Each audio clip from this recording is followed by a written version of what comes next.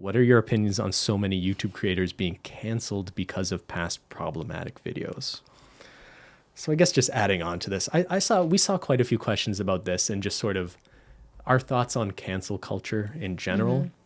I think it's a tricky topic and one we kind of want to be careful what we say about it. And like, what really is cancel culture? Like, what you'll often hear when you're having a conversation about cancel culture is there's often this retort of like, who has really been canceled? And I think there is some irony in the fact that a lot of big figures complaining about cancel culture are people with big audiences who, like, are you really canceled if you still have some giant platform and you're publishing books and things? You know what I mean? If you're still at the height of your fame and the controversy is just making you more infamous, are you really canceled? Like, is the concern over cancel culture kind of overblown in the sense that how many people can you actually point to that have been quote unquote canceled? And what does that really mean, right? Although, like, I guess I'm kind of on the flip side, I think some people have this idea of like, no one's really been canceled. Like, look at someone like Louis C.K. He can still make money.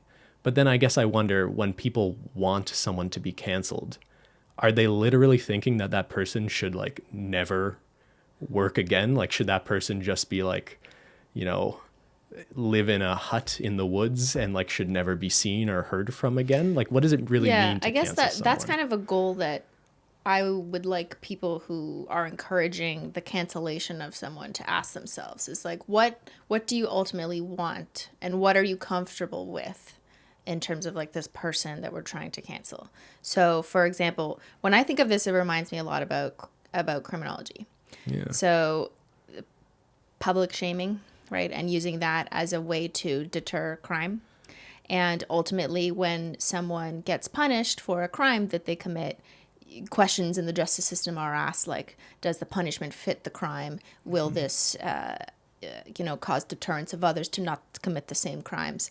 And do we want the person to reintegrate into society after they've served their full punishment? Right? These are all questions that are asked in the justice system, and you try and figure out like what is the most appropriate, although I'm not saying there is a perfect formula, right? Obviously, it varies totally, especially by country and just by your moral beliefs. But there's at least some methodology or like theories on how to approach this, and people can reflect on what makes sense and do we want the person to come back into society? And if we do, then what are the best steps to get them to that place after? Yeah, so like in criminal, it's been a while since we've been in school Thinking talking about back these 10 theories of years. punishment. But yeah, the theory of like reintegrative shaming and the idea that punishing someone for doing wrong or committing a crime the punishment can be much more effective if you do it in a way that reintegrates them into society. So they'll have things where it's like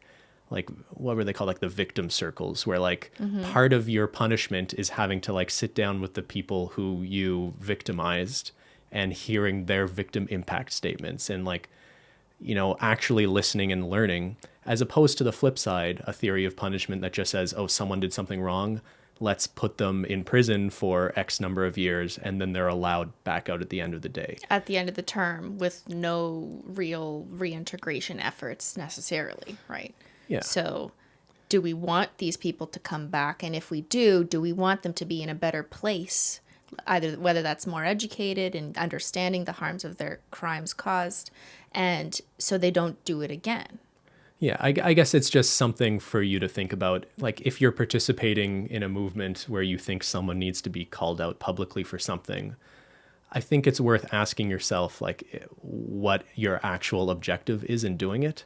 Because I think, like, I am somewhat uncomfortable with cancel culture, quote unquote, because there is definitely an element of people just getting excited at the prospect of participating in like an online mob of canceling someone. It turns into a sport. Like when you see hashtags of like, this person is over party, like what really are your intentions at this point? Or are you just having fun participating in this exercise of power over someone who's probably in a position of power? Yeah, I think obviously when people do something wrong, they should be held accountable, especially if they are public figures, and that is the best way to like get them to address it.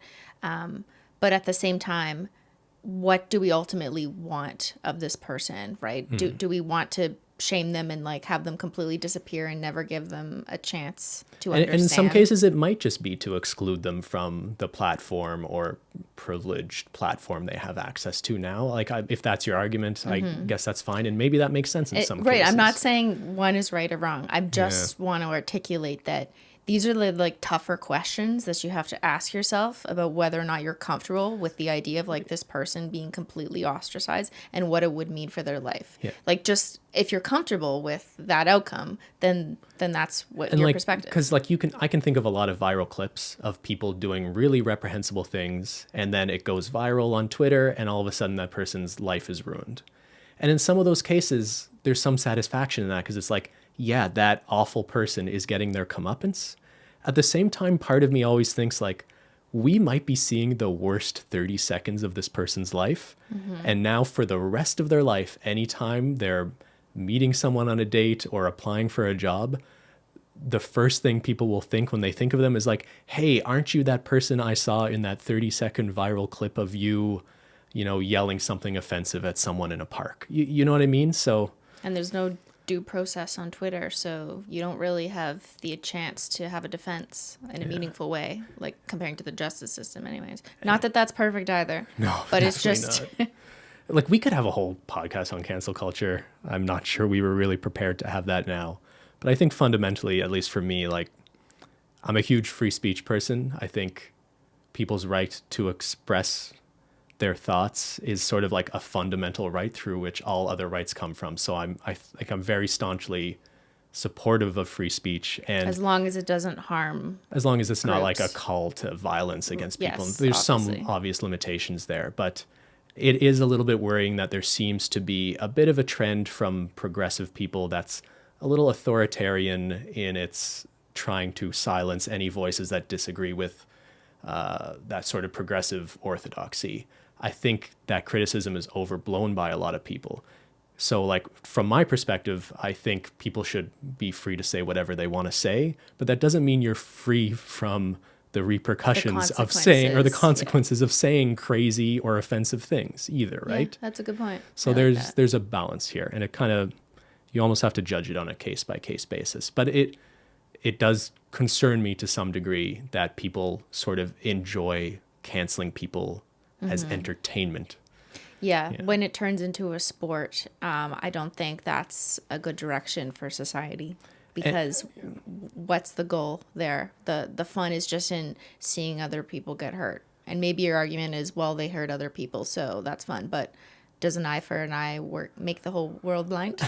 Okay, Gandhi. Okay. No, but like that's one of the principles of criminal justice yeah, too. Like, I you know. can't just put everyone in prison in theory, right? So I think someone would refute, though, that like we're talking about people in positions of power. Like there's an inequity here already, right? So I think it's just trying to even the playing field. But I don't know. It's really interesting times.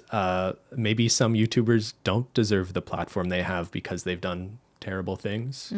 I think it's a very subjective thing. But I don't doesn't know that who gets mean to that- decide that. well, audiences have the power to like, subscribe, or you know, unfollow. But unfortunately, what we see is audiences seem very willing to support pretty terrible people, right? But that's on us. I mean, as a society, it's on us, who we've made popular and continue to make popular by watching them and giving them attention. So we all kind of need to accept responsibility of that as well. If we're so mad and upset that someone is popular or someone was voted into something, we did that. I will say, like, I'm not going to tell anyone they shouldn't not be offended by things YouTubers have or haven't said 10 years ago, because we're not in the category of people that would be offended by those jokes in most cases. But part of me has to wonder, from a very pragmatic perspective, is it really strategically, like, what is really being accomplished by attacking YouTubers for videos they posted 10 years ago?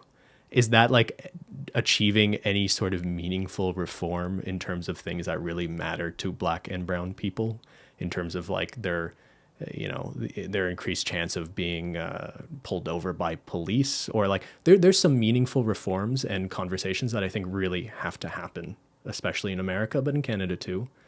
And I almost wonder, like, being obsessed with social media star once rapped along to a song and said a racial slur 8 years ago, if that's where you're directing your attention, is it not a bit of a distraction? Maybe it's because that's the only place attention can be directed and it actually work. Like in terms of like this blowing up on Twitter or whatever, because it's not easy to change police policies, or like the real issues on the front line right now. But that just says to me, it's almost a distraction from that like more meaningful work that actually has to be done. It's not a distraction. It's just maybe what's available. All right. Anyway, What's we're not more gonna within reach. we're not gonna solve this on this podcast.